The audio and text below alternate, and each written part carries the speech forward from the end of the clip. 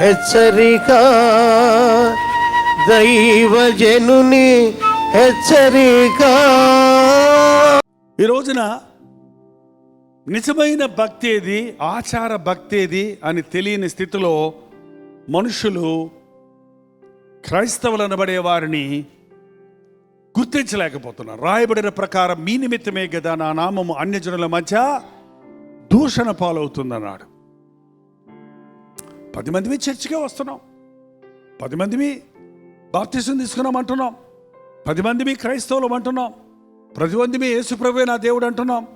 కానీ ఇందులో 5 బుద్ధి గలవారు, 5 బుద్ధి లేనివారు. పైకి ఉన్న యూనిఫామ్ ఒకేలాగా ఉంది, కానీ అంతరంగంలో ఉన్న స్వభావం వేరేలాగుంది. మన బుద్ధులు చాలా వ్యత్యాసంగా ఉంటాయి కదండి. మీకు 9 బిడ్డలు ఉంటే 9 బుద్ధులు ఒకలాగా ఉంటాయా? 9 మనస్తత్వం ఒకలాగా ఉంటుందా? 9 ఒకేలాగా ఉంటారా? ఒకడు తొంటరోడుగా ఉంటాడు, ఒకడేమో డల్లుగా ఉంటాడు, ఒకడేమో ఎగిరిగిరి పడతాడు, ఒకడేమో తెలివి గలవాడుగా ఉంటాడు, ఒకడేమో మడ్డుగా ఉంటాడు, ఒకడు కోపం ఎక్కువ, ఒకడు అలకెక్కువ అన్న వ్యత్యాసాలు ఉంటాయి కదా. అలాగే మన జీవితాల్లో కొంచెం బుద్ధిహీనత మన జీవితాలను పాడు చేస్తుంది. 5 బుద్ధి లేని వాళ్ళ గురించి ఒక్కసారి ఆలోచిద్దాం. కీర్తన 53:1 దేవుడు లేడని బుద్ధిహీనుడు తన హృదయంలో దేవుడు లేడు అనేవాడెవడు? ఎవరండి? దేవుడు లేడు అనేవాడెవడు? మరి ఇంత సృష్టిని, దాని చుట్టూ అది తిరుగుతుంది భూమి, మీకు తెలుసా? మనం కూర్చున్న భూమి తిరుగుతూనే ఉంది, మళ్ళీ పోయి సూర్యుడి చుట్టూ తిరిగి వస్తుంది. నువ్వు సోఫా కదలకుండా కూర్చొని ఉన్నావు హాయిగా. కొంచెం స్పీడ్ ఎక్కువైతేనట మనం ఎగిరెగిరి పడతామంట, కొంచెం స్లో అయితేనే మనం అతుక్కుపోతాం, ఇలాగ అతుక్కుపోతాం, నడవలేము, ఇంకెట్టెట్ట నడుస్తాం అనమాట. గుండ్రంగా తిరిగి చూడండి, మీరు గుండ్రంగా తిరిగితే కళ్ళు తిరిగితే చూడండి, అప్పుడు కింద పడిపోతారు. అట్లా ఉంటుంది. కరెక్ట్గా పెట్టాడు దేవుడు. గడియారాలు ఆగిపోతాయేమో కానీ సూర్యుడు ఉదయించడం ఆగుతాడా? వాటి పరిధిలో ప్రతీది చేశాడు. దేవుడు ఉన్నాడు, దేవుడు లేడు అనేవాడు బుద్ధిహీనుడు. మరి మాకెందుకు చెప్తారండి?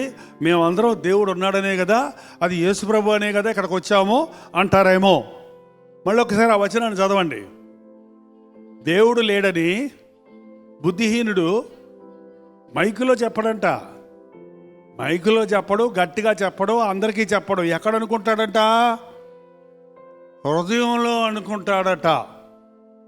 బాగా ప్రార్థన చేసి చేసి చేసి 10వ క్లాస్ ఎగ్జామ్స్ రాస్తే ఫెయిల్ అయిపోయావు అనుకో, అప్పుడు ఏమనుకుంటావు మనసులో? హాస్పిటల్లో ఉన్న మీ అమ్మగారి కోసం పాస్టర్ గారులందరికీ ఫోన్ చేసి నువ్వు కూడా ఉపవాసం ఉండి ప్రార్థన చేసిన తర్వాత అమ్మ చనిపోయిందనుకో, ఏమనుకుంటావు మనసులో? మాట్లాడరండి. దేవుడేడి, ఎక్కడున్నాడు? దేవుడుంటే ఎందుకు బతికించలేదు? దేవుడంటే ప్రార్థన ఎందుకు అనలేదు? దేవుడంటే నాకెందుకు ఈ స్థితి అనే అనుభవాలు, అనే సమయాలు మీ జీవితాల్లో వచ్చాయా లేదా? మనసులో అనుమానం వస్తుంటుంది మనకి. దేవుడుంటే నాకేం చేశాడు, నాకేమి ఇచ్చాడు? ప్రార్థన చేసుకొని ఇంటర్వ్యూకి వెళ్ళాను కదా, సెలెక్ట్ అవ్వలేదే. ప్రార్థన చేసుకొని ప్రయత్నించాను కదా, నష్టం వచ్చిందే. చాలాసార్లు మన మనసులో అనుకుంటుంటాం. అది నిజమైన భక్తి కాదు, అది నిజమైన భక్తి కాదు.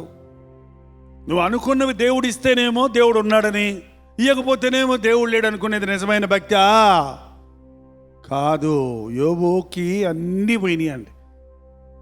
అన్నీ ఉన్నప్పుడు యథార్థవంతుడు, చెడుతనములు అసహించుకున్నవాడు, యెహోవా యందు భయభక్తులు గలవాడు. అలాంటోడికి పిల్లలందరూ చచ్చిపోయారు, ఆస్తి అంతా పోయింది, రోగం వచ్చేసింది. ఏమన్నాడండి? దేవుడు ఎక్కడ ఉన్నాడు? దేవుడు అన్యాయం చేశాడు అన్నాడా?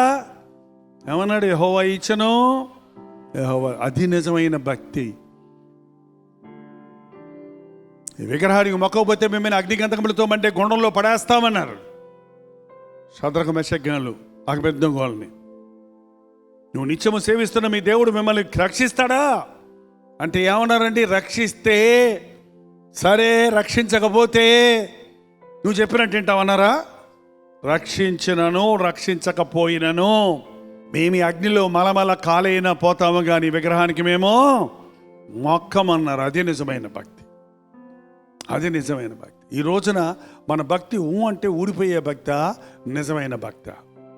అన్ని స్థితుల్లోనూ దేవుని మీద నమ్మకం ఉంచిన భక్త, లేక నీకు అనుకూలమైన పరిస్థితులు ఉంటే హల్లెలూయా దేవుడు గొప్పవాడు అంటావు.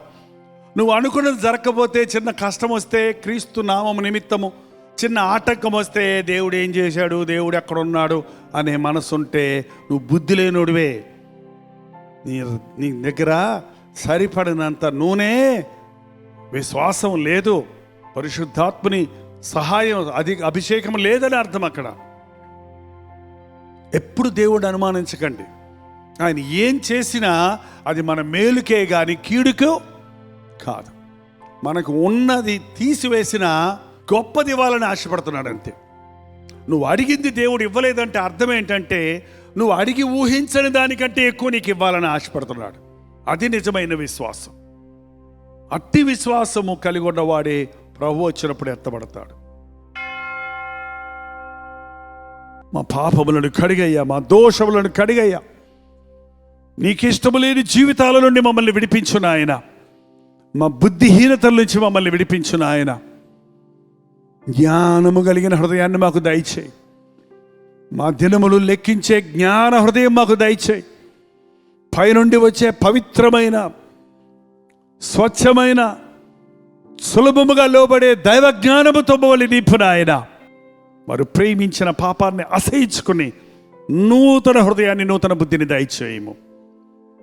యవ్వన బిడ్డలను దర్శించిన ఆయన, లోకాశలతో శరీరేచ్ఛలతో పోరాడుతున్న వారికి జయ జీవితాలు దయచేయము. ఉద్యోగాలు లేవని, వ్యాపారాలు దివాళాలు తీసాయని, అన్యాయం చేయబడ్డారని, మోసం చేయబడ్డారని, అనేక రకాల అనారోగ్యాలతో పీడించబడుతున్నానని ఎవరెవరెక్కడ నిలబడి నీకు మొరపెడుతున్నారో అట్టి వారిని నజరేయుడైన యేసుక్రీస్తు నామములో విడుదల చేయించున్నాము నాయనా. 2-3 మీరు భూమి మీద ఏది బంధిస్తారో అది పరలోకంలో బంధించబడుతుందన్నావు. అపవాది క్రియలను బంధించుచున్నాము తండ్రి. 2-3 ఏది విడిపిస్తారో ఏకీభవించి అది విడిపించబడుతుందన్నావు. పరిశుద్ధాత్ముని నీ సన్నిధితో నింపినట్లు విడుదల చేయించున్నాము నాయన. ప్రతి ఒక్కరు తమ జీవితాలలో ఉన్న నిస్పృహ, నిరుత్సాహముల నుండి విడుదల పొందినట్లుగా పరిశుద్ధాత్మను మా మీద కొమ్మరించి సర్వసత్యములోనికి నడిపించము. యేసు క్రీస్తు నామములో అడుగుచున్నాము తండ్రి. ఆమేన్, ఆమేన్, ఆమేన్.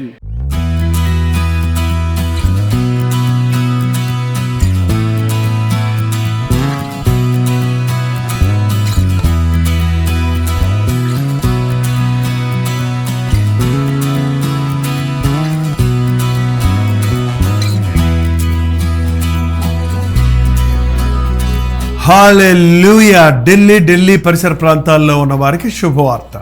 మరొకసారి మీ కొరకు ప్రత్యేకంగా 1 డే గెట్ టుగెదర్ను ఢిల్లీలో మార్చి 20వ తారీఖున ఏర్పాటు చేస్తున్నాం. మిమ్మల్ని ముఖాముఖిగా చూడాలని, మీకోసం ప్రార్థించాలని, పరీక్షలు రాస్తున్న వారికి, అనేక రకాల సమస్యలతో, చిక్కులతో, అనారోగ్యాలతో ఉన్న వారి కొరకు ప్రార్థించాలని, మరి ముఖ్యంగా కల్వరి దర్శనం అనే తెలుగు టీవీ కార్యక్రమాలు, హిందీ టీవీ కార్యక్రమాలు వీక్షిస్తున్న వారిని, తెలుగు వారిని, హిందీ వారిని కలవాలని, సోషల్ మీడియా ద్వారా ఇప్పుడు రోజు తెలుగులోను అలాగే హిందీలోను ఉదయం 7 గంటలకి అనుదిన ధ్యానం అందించబడుతుంది. ఆధ్యాత్మికంగా మీరు బలపడుతున్నారని తెలియజేస్తున్నారు. ముఖాముఖిగా మిమ్మల్ని చూసి మీ లోపాలు తీర్చాలని, మిమ్మల్ని బలపరచాలని, ప్రభువుని స్తుతించాలని మార్చి 20వ తారీఖున మధ్యాహ్నం 2 గంటల నుంచి 5 గంటల వరకు, 6 గంటల నుంచి 10 గంటల వరకు 2 సెషన్స్గా ఈ 1 day get together Telugu, Hindi వారి కొరకు కూడా ఏర్పాటు చేయబడుతుంది. 2 భాషలు ఉంటాయి కనుక మీరు రండి, పాల్గొనండి, దైవాశీస్సులు పొందండి. చిరునామా గమనించండి. YWCA కాన్స్టంటైనా హాల్, గేట్ 1, గురుద్వారా బంగ్లా షాప్, అశోకా రోడ్, న్యూఢిల్లీ. ఇంకా ఈ విషయమై మీకు వివరాలు కావాలంటే 8939393939 అనే నెంబర్కి లేక కింద ఇవ్వబడినటువంటి నెంబర్లకు మీరు వాట్సాప్ చేయండి. తప్పకొస్తారు కదా.